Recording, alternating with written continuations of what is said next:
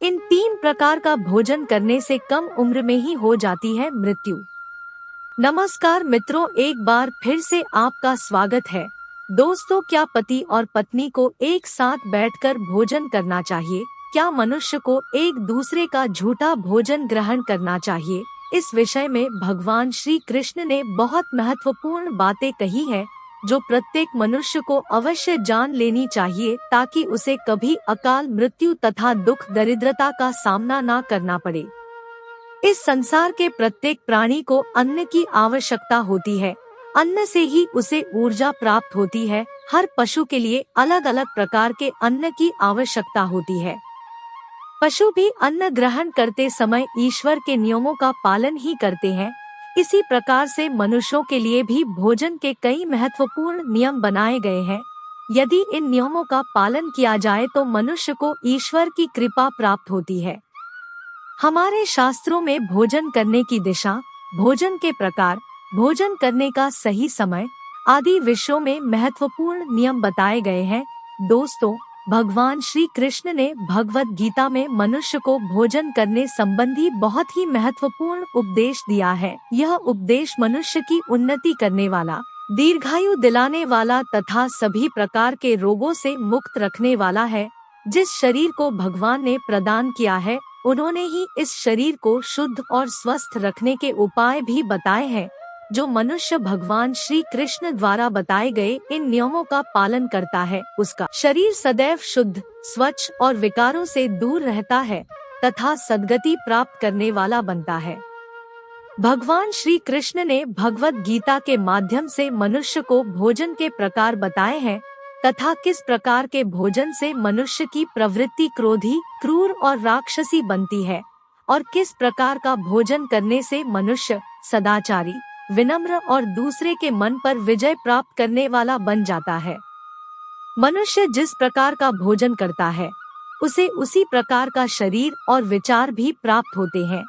इसीलिए धन की देवी माँ लक्ष्मी की प्राप्ति के लिए भी मनुष्य को उचित भोजन सामग्री का ही चुनाव करना चाहिए। मनुष्य चाहे गरीब हो या धनवान, वह चाहे राजमहल में रहता हो या वन में, उसे अपने शरीर की तृप्ति के लिए भोजन अवश्य ही करना चाहिए, परंतु इंद्रियों की लालसा में इतना भी उन्मत्त नहीं हो जाना चाहिए कि वह तामसिक एवं राजसिक आहार का सेवन करके क्रूर तथा निष्ठुर बन जाए। तामसिक भोजन करने वाला मनुष्य अपनी मान मर्यादा, संस्कार एवं अपने शील को भी नष्ट कर लेता है और दुष्कर्म का मार्ग पकड़ लेता है। राजसिक भोजन करने वाला व्यक्ति क्रोधी, आलसी तथा हिंसक बन जाता है, किंतु जो मनुष्य ईश्वर का नाम लेकर सात्विक भोजन का आहार लेता है, उसका मन पवित्र और सुंदर हो जाता है। ऐसे शरीर में भगवान सदैव ही निवास करते हैं।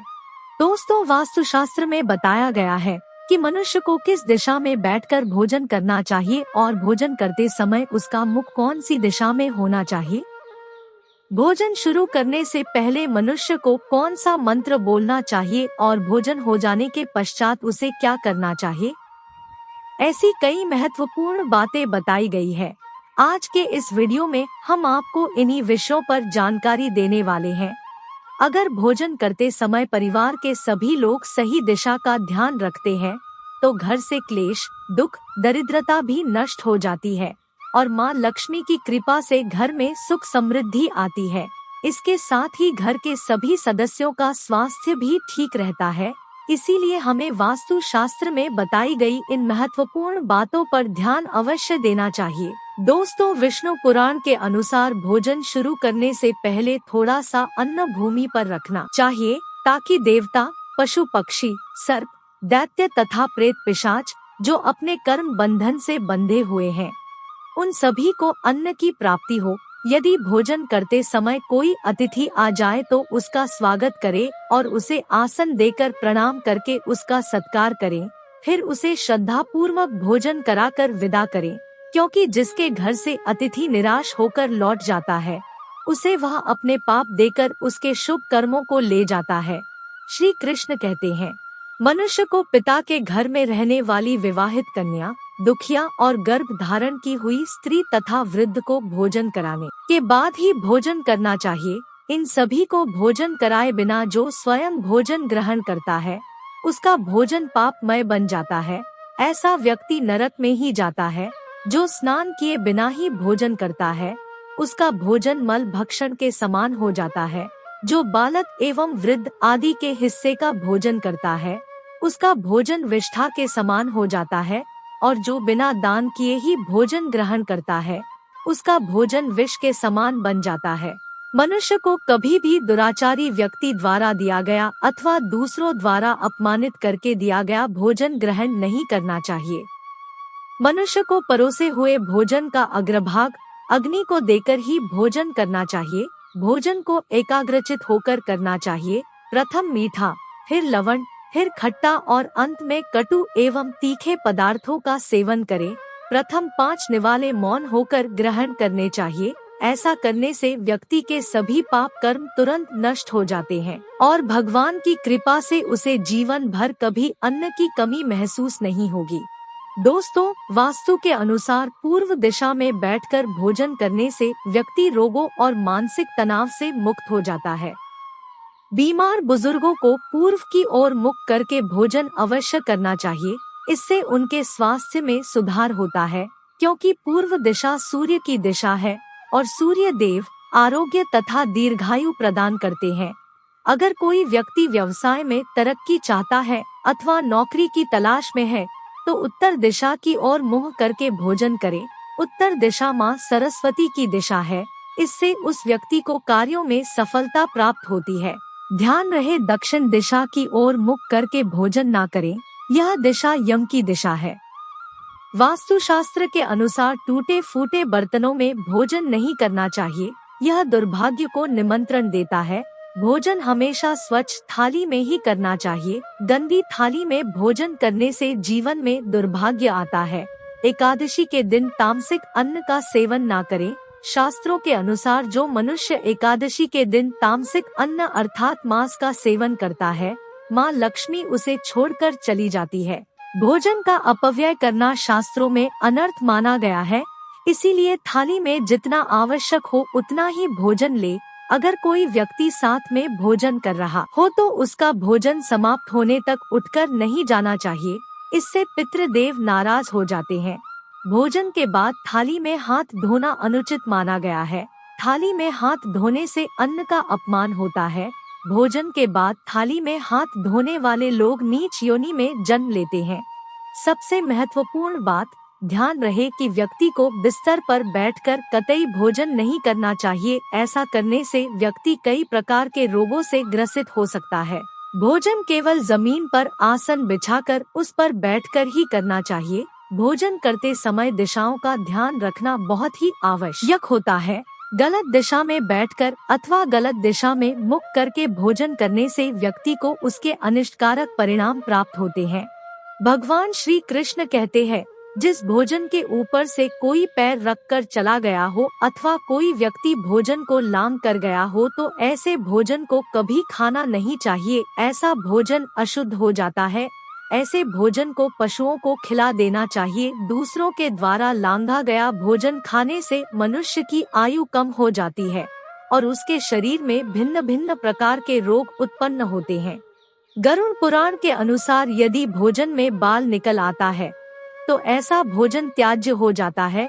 उसे कभी भी ईश्वर को प्रसाद के रूप में नहीं चढ़ाना चाहिए और ना ही स्वयं खाना चाहिए। ऐसा भोजन प्रेतों को प्राप्त हो जाता है। श्री कृष्ण कहते हैं, मनुष्य को दूसरों के लिए परोसा हुआ भोजन भी नहीं खाना चाहिए। जो मनुष्य दूसरों का भोजन छीन के खाता है अथवा किसी को बिना दिए ही स्वयं उस अन्न का उपभोग करता है, उससे देवी अन्नपूर्णा रुष्ट हो जाती है। इसलिए भोजन को सभी में बांटकर खाना चाहिए। दूसरों के हिस्से का भोजन करने से मनुष्य के पुण्य कर्म नष्ट हो जाते हैं। पवित्र आसन पर बैठकर अपने पैरों को भूमि पर रखकर पूर्व की ओर पूर्वाभिमुख होकर अन्न ग्रहण करना ही सर्वोत्तम माना गया है। पूर्वाभिमुख होकर भोजन करने से यश की प्राप्ति होती है और उत्तर की ओर मुख करके भोजन करने से सत्य की प्राप्ति होती है।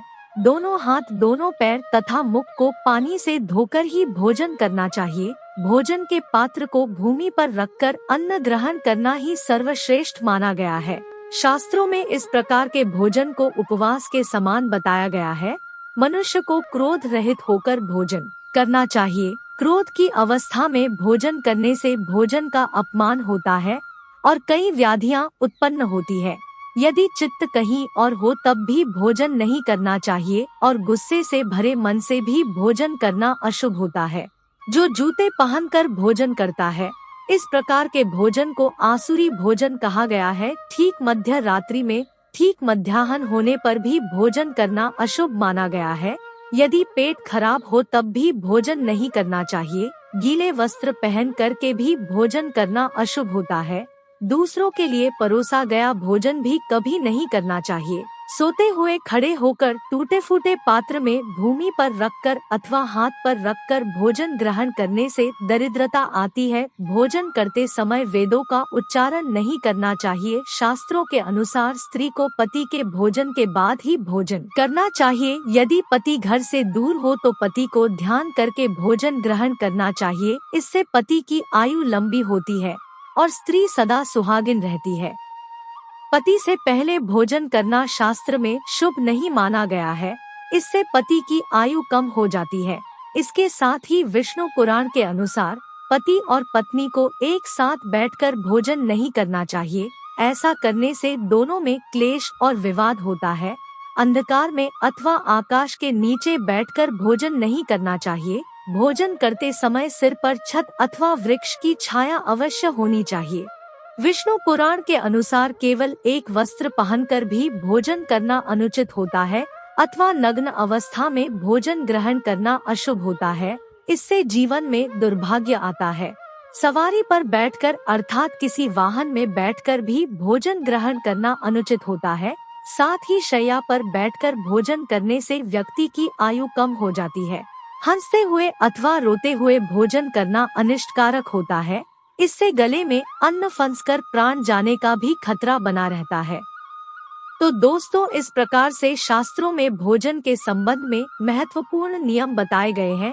उम्मीद है आपको यह जानकारी अच्छी लगी होगी। वीडियो को लाइक शेयर जरूर करें और कमेंट में जय श्री कृष्ण अवश्य लिखें। साथ ही चैनल को सब्सक्राइब करना ना भूलें। अपना कीमती समय देने के लिए आप सभी का बहुत बहुत धन्यवाद।